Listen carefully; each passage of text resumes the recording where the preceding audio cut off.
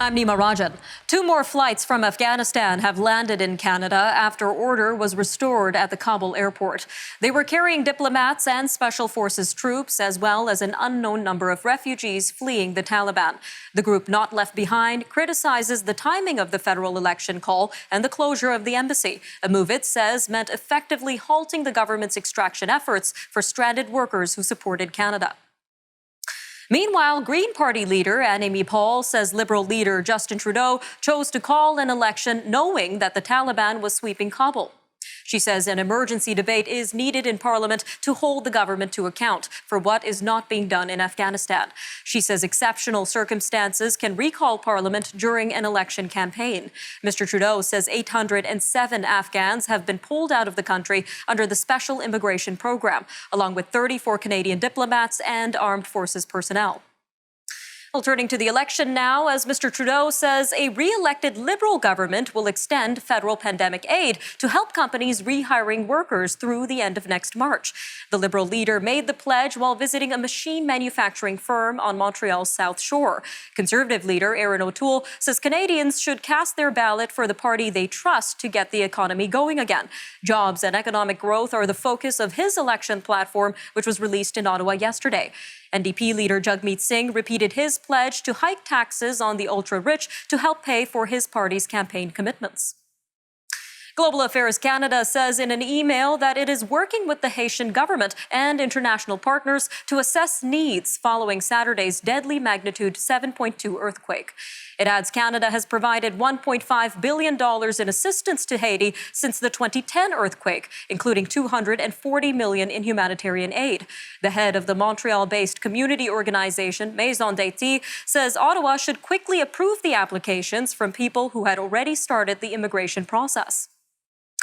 A wildfire that has already claimed dozens of properties in British Columbia's southern interior has roared through another community, destroying homes along the northwest shore of Okanagan Lake. Public Safety Minister Mike Farnworth says hundreds of people have been forced to flee and thousands more have been put on evacuation alerts. The White Rock Lake wildfire is now estimated to be almost 650 square kilometers. Major post-secondary institutions in Alberta are not following the lead of schools in other provinces in making vaccinations mandatory for those on campus.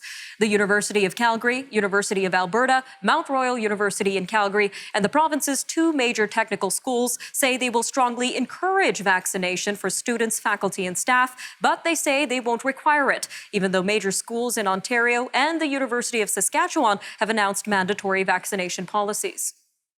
Saskatchewan's chief electoral officer has released a paper that, among other things, considers expanding the time period in which people can vote. Michael Boda says the idea could include something like an election week, which the province is already progressing towards with advanced voting and the vote-by-mail system. Mr. Boda says his paper is about laying out some ideas before he makes recommendations for legislative change. Ontario is putting COVID-19 vaccine clinics in schools to try and reach unvaccinated youth as kids return to classrooms this fall. The clinics aim to make it easier for students, staff, and families of children to get vaccinated while being part of the Ford government's last-mile vaccination strategy. Education Minister Stephen Lecce says local public health units and boards will be required to host the clinics. Well, the chief of the Sabiga-Nagadi First Nation says he was taken in for questioning by DFO officers after announcing the expansion of the band's self-regulated lobster fishery. Chief Mike Sack says he was pulled over yesterday by officers shortly after he held a news conference announcing the fishery at Saulnerville Wharf.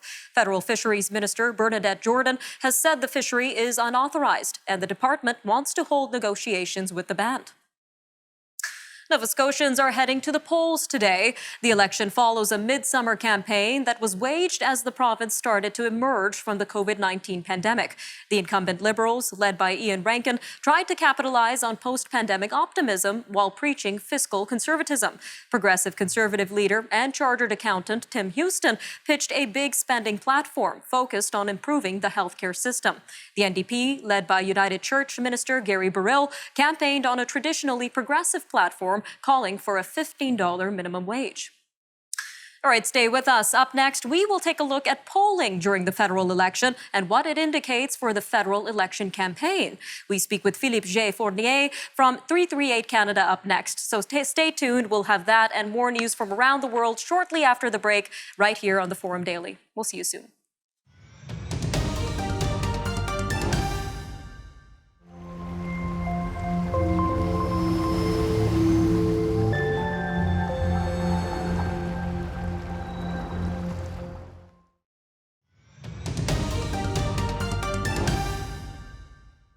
An online survey shows Justin Trudeau's Liberals were clinging to a 5-point lead on the eve of the federal election campaign. The poll by Leger, in collaboration with the Canadian Press, found 35% of decided voters who took part expressed support for the Liberals, 30% for the Conservatives, and 20% for the NDP. The Bloc Québécois, which is fielding candidates only in Quebec, earned 7%, while 5% supported the Greens and 2% the People's Party of Canada. The latest federal campaign, the shortest allowed under the election law, is just 36 days long and concludes on September 20th. Joining us now to take a look at the numbers and what they mean is Mr. Philippe J. Fournier of 338 Canada. Sir, welcome to Forum Daily. Good evening, Ms. Rajan. Now, let's start with a quick overview of where each party stands currently when it comes to voter projections, sir.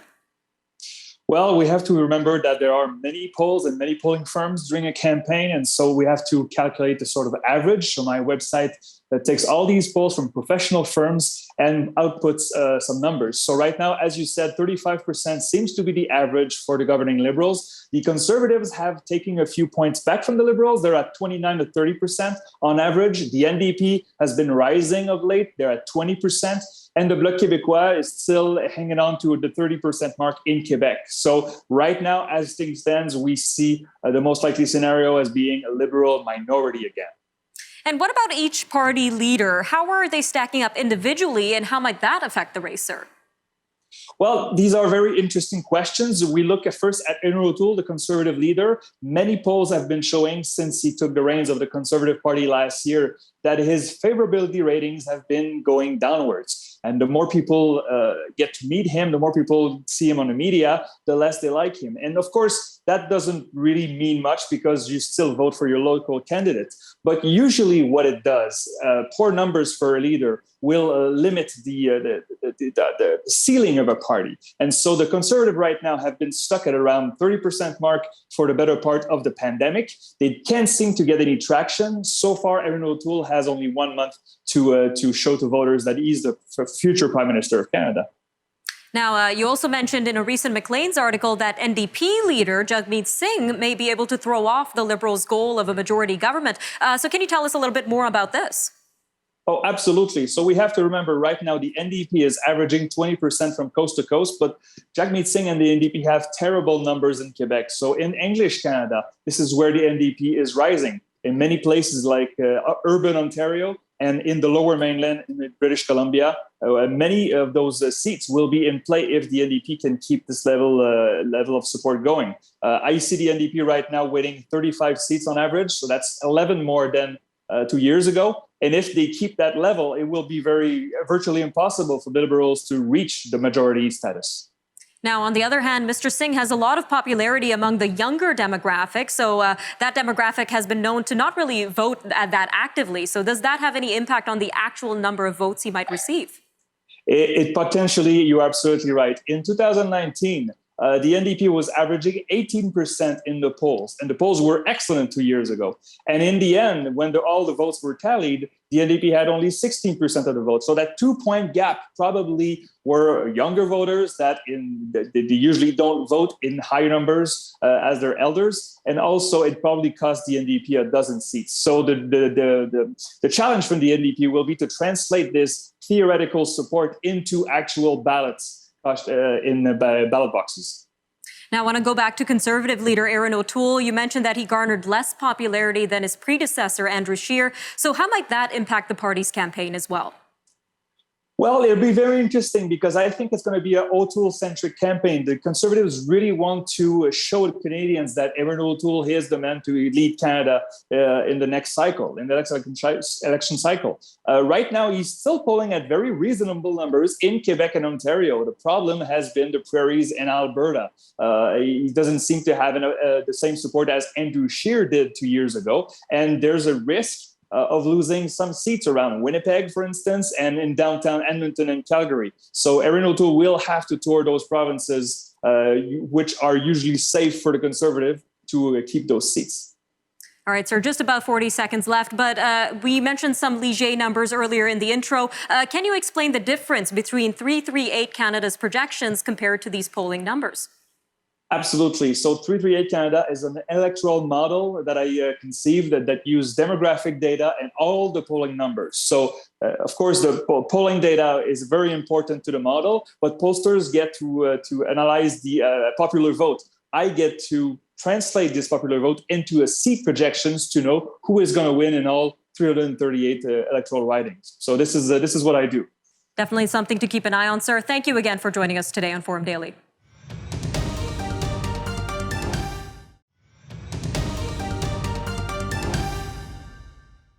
The election promises came fast and furious yesterday on the first full day of the 2021 federal election campaign. The Liberals are pledging to extend federal pandemic aid for businesses and individuals if re-elected on September 20th. Conservative leader Erin O'Toole is focusing on jobs and economic growth. NDP leader Jagmeet Singh says he'd get money back from CEOs who saw their compensation rise, even as they received federal business aid. But elections are not just about politics, platforms, and promises. They also require diligent administration on the part of Elections Canada officials. And in times like the COVID-19 health crisis, elections also require extra health and safety protocols. Joining us now is Mr. Matthew McKenna, spokesperson for Elections Canada, to give us some general updates and guidelines regarding the 2021 federal election. Sir, welcome to Forum Daily. Thanks for having me. So can we start with a quick overview of this upcoming election and how it differs from previous elections? Sure. For the most part, voting will be a lot similar to what it was in previous elections. We're still expecting most Canadians will head to the polls on election day or during advance polls. And that's still the most convenient and easiest way, really, for them to do it. Of course, when they get there, they're going to be seeing some of the things they've probably gotten used to over the course of the past year and a half, sanitizing stations at entrances and exits. Our poll workers will all be wearing masks. They'll be sitting behind plexiglass barriers just to protect the health and safety of electors. So while the mechanics of voting are largely the same, those health and safety measures will be in place across the board to make sure that people feel safe and are protected when they go vote. And can you tell us a little bit more about the role Elections Canada plays in terms of organizing and moderating the election? Sure. Well, our mandate is to be ready at all times to deliver an election. And that work is done in large part by returning officers. People may not realize that really what happens during a federal general election is that there's 338 simultaneous elections happening across the country, one in every riding. And the returning officers take on the bulk of that work. So that's everything from recruiting the 250,000 temporary workers we need to deliver the election, to finding the poll sites that we'll use where people can go and cast their ballot, coordinating with members of the community to make sure that everybody has the information that they need to vote. So it's really hats off to those folks for pulling it all together. It's a heck of a job, and we can't do it without them. And we know this year we also have the opportunity to vote by mail. So can you go over the voting by mail process for our viewers, both in terms of how it works and how secure these ballots may be? Sure thing. Yeah, we know that's a question that's going to be on a lot of people's minds is, should I be voting by mail? It's an option that's available to anybody who's eligible. The deadline to apply is 6 p.m. on the Tuesday before Election Day. So that's September 14th. And you can apply online or by contacting their local Elections Canada office. As soon as we get their application, we send you a special ballot voting kit with everything you need. It's got a prepaid envelope with an address already on it. So you just complete your ballot, put it in the mailbox, and it gets its way back to us. The special ballot that you use when you vote by mail is a little bit different than the one that you'd see when you go vote at the polls. You don't get the list of candidates from your riding where you tick a little X beside the name of the person you want to vote for. You have to write the first and last name of that person on your ballot and then get it in the mail back to us. And would you be able to tell us a little bit more on the security of these ballots to ensure that they are secure once they reach Elections Canada? Sure thing. Yeah, and there's a couple of things there. I mean, there's mechanisms in place to make sure that your vote is kept secret and that the vote that you cast is the one that we get on our end. So every voting kit comes with a series of envelopes. There's an inner envelope and an outer envelope. And on the outer envelope, there's the information like your name, your electoral district, and then there's a unique identifier code that we use to make sure that the envelope that we get back is indeed the one that's associated with the application that you sent to us in the first place. The inner envelope is used to make sure that the vote cannot be associated to you in particular. So as soon as those first verification checks are done, we open up the envelope, we take the inner envelope, which is unmarked, and put it in a ballot box, and then that gets counted on election night. So it's very much the same as when we dump out a box of marked ballots on election day, shuffle them around on a table, and there's no link to a person's name. All right, Matthew, thank you again for joining us today on Forum Daily. Okay, it's my pleasure. Thanks. Take care. All right, stay tuned. Stories from around the world coming up next as we take a look at an apparent amnesty announcement from the Taliban. Meanwhile, U.S. President Joe Biden is blaming the Afghan government for the country's collapse. This as the Chinese People's Liberation Army conducts military drills near Taiwan. We'll have these stories and more news from around the world coming up on Forum Daily. So stay tuned, everyone. We'll be right back.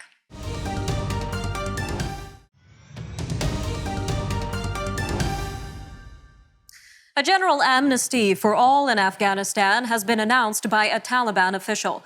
The official also notes women will be urged to join the country's new government. The comments were released by a member of the Taliban's Cultural Commission and carried on state television, which the militants now control. Still, the Taliban's representative says the structure of the government remains unclear. He adds, quote, based on experience, there should be a fully Islamic leadership and all sides should join. Meanwhile, U.S. President Joe Biden is rejecting blame for chaotic scenes of Afghans clinging to U.S. military planes in Kabul in a desperate bid to flee their home country. Although Mr. Biden says yesterday's mad scramble at the airport was gut-wrenching to watch, he stands squarely behind his decision to end the United States' longest war. In a speech from the White House, he faulted leaders of the Afghan government and military for its quick collapse, saying he warned them to be ready for civil war after the U.S. left. Chinese fighter jets, anti-submarine aircraft, and combat ships have conducted military drills near Taiwan. The People's Liberation Army says the exercise was necessary to safeguard China's sovereignty and that recent U.S.-Taiwan provocations severely violated it. China has stepped up military exercises around self-ruled Taiwan, which it considers as its own territory. The U.S. only maintains unofficial relations with Taiwan, but has been boosting those ties amid deteriorating relations with China. New Zealand's government has put the entire nation into a strict lockdown after finding a single case of coronavirus infection in the community. Prime Minister Jacinda Ardern invoked some of the stirring rhetoric that she used earlier in the pandemic by urging the whole population to go hard and early in trying to eliminate the outbreak. She said Auckland and Coromandel will go into a full lockdown for 7 days and the remainder of the country for 3 days, while health experts tried to find the source of the infection. People in England who are fully vaccinated against COVID-19 or are under 18 years old will no longer have to self-isolate if they come into contact with someone who has tested positive. Today's change is being welcomed by businesses, many of which have suffered staff shortages as a result of the requirement for people to spend 10 days in quarantine if they have been in contact of a positive case. Nearly 77% of people in the UK over 18 have received both doses of a COVID-19 vaccine.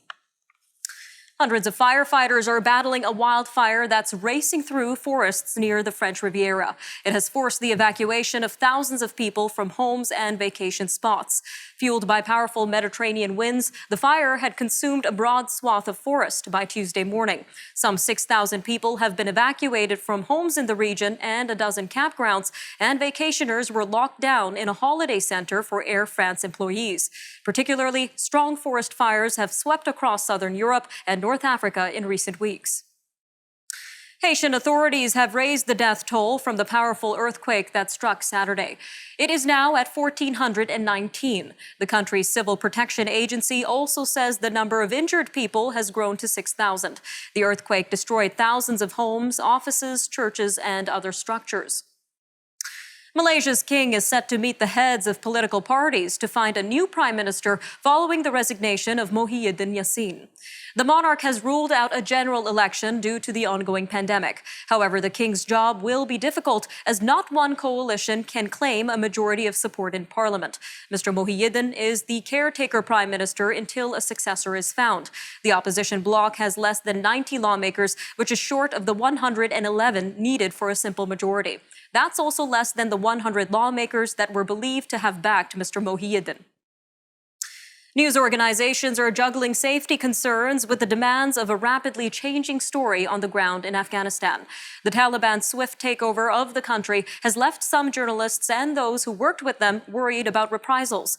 The Committee to Protect Journalists is dealing with hundreds of requests from journalists within the country seeking help for them and their families.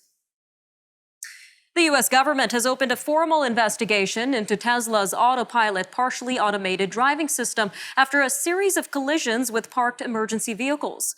The National Highway Traffic Safety Administration announced the action Monday in a posting on its website. Autopilot has frequently been misused by Tesla drivers who have been caught driving drunk or even riding in the back seat while a car rolled down a busy California highway. In a makeshift saltwater nursery off the coast of a Singapore island, oceanographers are experimenting with Lego bricks to rebuild coral reefs. Providing a flat, stable surface for animals to rest on, the Lego pieces help hold corals and giant clams in place, inspiring other countries to explore similar projects in their own waters. All right, I'm Nima Rajan, and that'll do it for your look at national and international news for today. Remember, for more news on demand, you could always visit our website, thenewsforum.ca, or follow us on social media. Take care, Canada. We'll see you next time.